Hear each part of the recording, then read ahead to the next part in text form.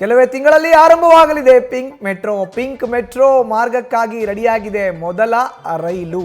ಇದರ ವಿಶೇಷ ಏನು ಅಂತ ಹೇಳಿದ್ರೆ ಮೊದಲ ಡ್ರೈವರ್ಲೆಸ್ ಮೆಟ್ರೋ ಇದು ಪಿಂಕ್ ಮೆಟ್ರೋ ಕೆಲವೇ ತಿಂಗಳಲ್ಲಿ ಆರಂಭ ಆಗುತ್ತೆ. ಇದರ ವಿಶೇಷತೆ ಏನು ಅಂತ ಹೇಳಿದ್ರೆ ಡ್ರೈವರ್ಲೆಸ್ ಮೆಟ್ರೋ. ಇದಕ್ಕೋಸ್ಕರ ಈಗ ಮಾರ್ಗಕ್ಕಾಗಿ ರೆಡಿಯಾಗಿದೆ ಮೊದಲ ರೈಲು.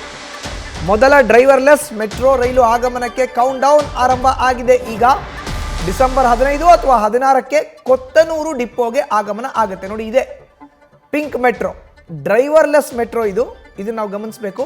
ನಾವು ಇಷ್ಟು ದಿನ ಗ್ರೀನ್ ಲೈನಲ್ಲೇ ಓಡಾಡ್ತಾ ಇದ್ವಿ, ಪರ್ಪಲ್ ಲೈನಲ್ಲೇ ಓಡಾಡ್ತಾ ಇದ್ವಿ. ಅದೆಲ್ಲವೂ ಕೂಡ ಡ್ರೈವರ್ಗಳಿದ್ರು, ಲೋಕೋ ಪೈಲಟ್ಸ್ ಇದ್ರು.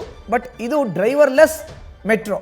ಮೊದಲ ಬಾರಿಗೆ ಈ ರೀತಿಯಾದಂಥ ಪ್ರಯೋಗವನ್ನು BMRCL ಮಾಡ್ತಾ ಇದೆ. ಡಿಸೆಂಬರ್ 15 ಅಥವಾ 16ಕ್ಕೆ ಕೊತ್ತನೂರು ಡಿಪೋಗೆ ಆಗಮನ ಆಗುತ್ತೆ. 23 ಚಾಲಕ ರಹಿತ ರೈಲುಗಳಿಗೆ ಆರ್ಡರ್ ಮಾಡಿದೆ BMRCL.